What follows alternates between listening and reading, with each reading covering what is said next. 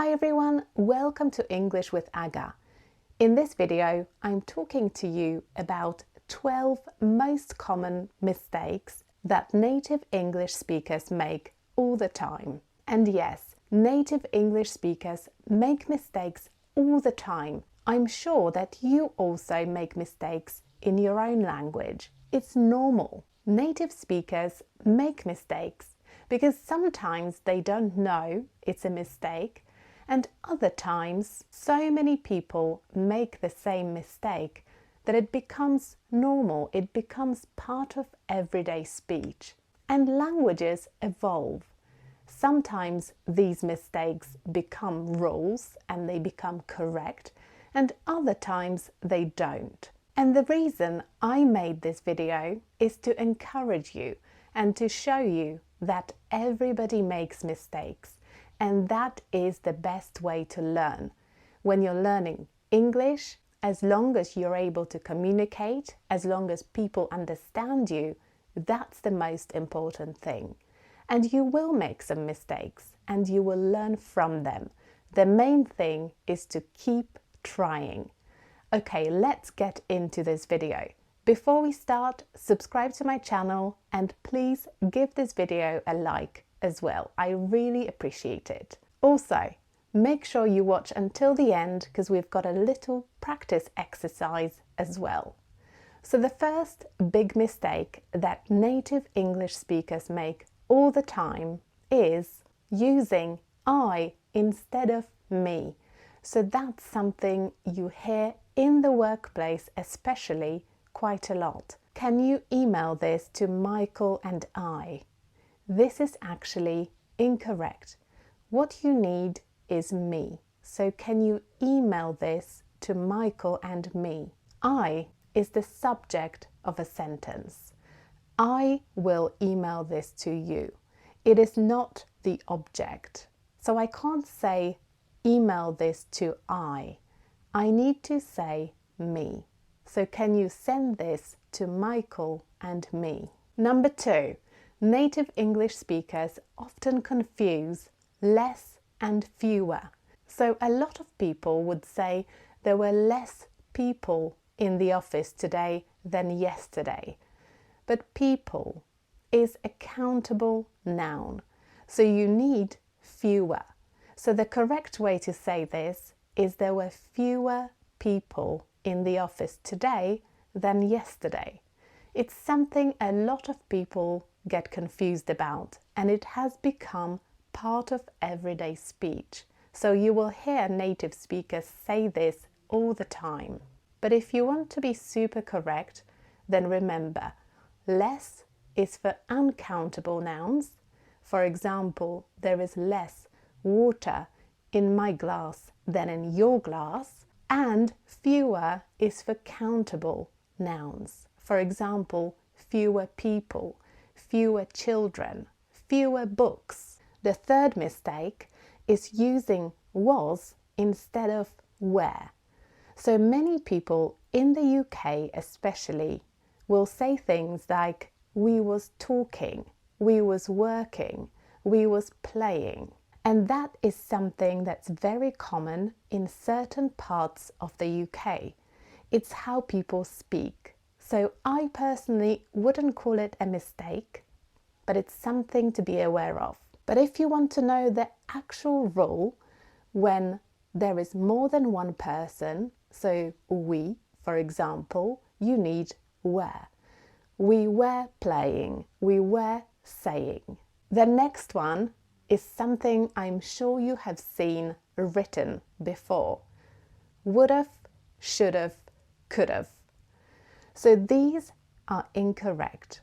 The correct version is should have, would have, and could have. For example, I should have gone to the shop earlier today, but I didn't. It's something I should have done. But when you say it quickly, it sounds a little bit like should've. And that's why, because it sounds this way, many native speakers think that this is how you spell it. So that's how some people write it down. But that's actually not correct. The next one is confusing amount with number. So many English native speakers will say a large amount of magazines, but actually amount is only for uncountable nouns. A large amount of water, a large amount of money. When you have a countable noun, you need number. So there's a large number of magazines on the table. Magazines are countable. So number goes with countable, amount goes with uncountable. The next one is confusing compliment and compliment. When somebody pays you a compliment with an I, they say something nice about you, like your hair looks nice or your work is outstanding. That is a compliment. To compliment something with an E is to add something to something else to make it look better or more attractive.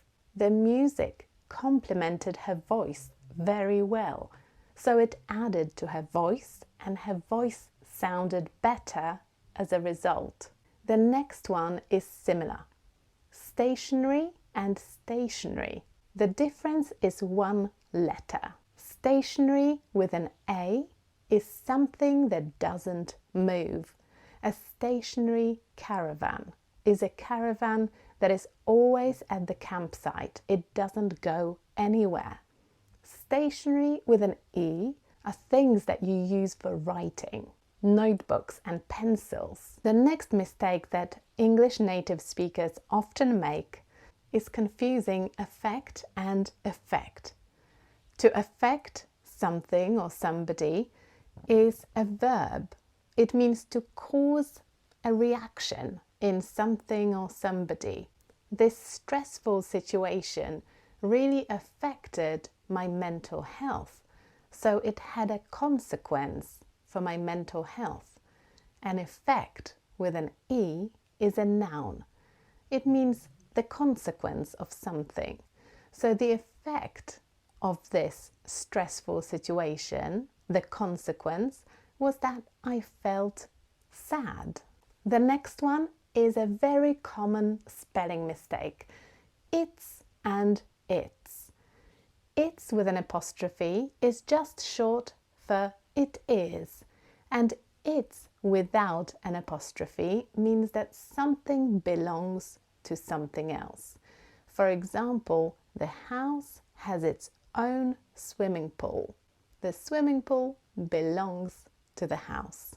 And another spelling mistake that native speakers make all the time is your and your. So often you will see native English speakers misspell this and write you're welcome instead of you are welcome. You're welcome. So your with an apostrophe is short for you are, whereas your is when I'm talking about something that belongs to you. Your house, your book, your car. And the next one is very similar. There, and there. They are pronounced the same, and that's why native English speakers often get them mixed up. So there means they are. There is something that belongs to them. Their house is nice. And there is when you're pointing at something. Let's go over there. And the final mistake that English native speakers often make is confusing the verbs to lie and to lay. So when you lie down, for example, you put your body in a horizontal position on a surface. I lied down on the sofa. But when you lay something, you put it on a surface. So you can lay a baby to sleep, which means you put the baby in its cot. Now let's do a practice exercise. Tell me which answer is correct. Can you send your report to Emily and I or me? Which one is correct? To Emily and me. Our builders didn't have the right amount or number of sand. Amount. Sand is uncountable, so we need amount. I used to work with a lot of people, but now I work with less or fewer people. Fewer people. People is a countable noun, so we need fewer.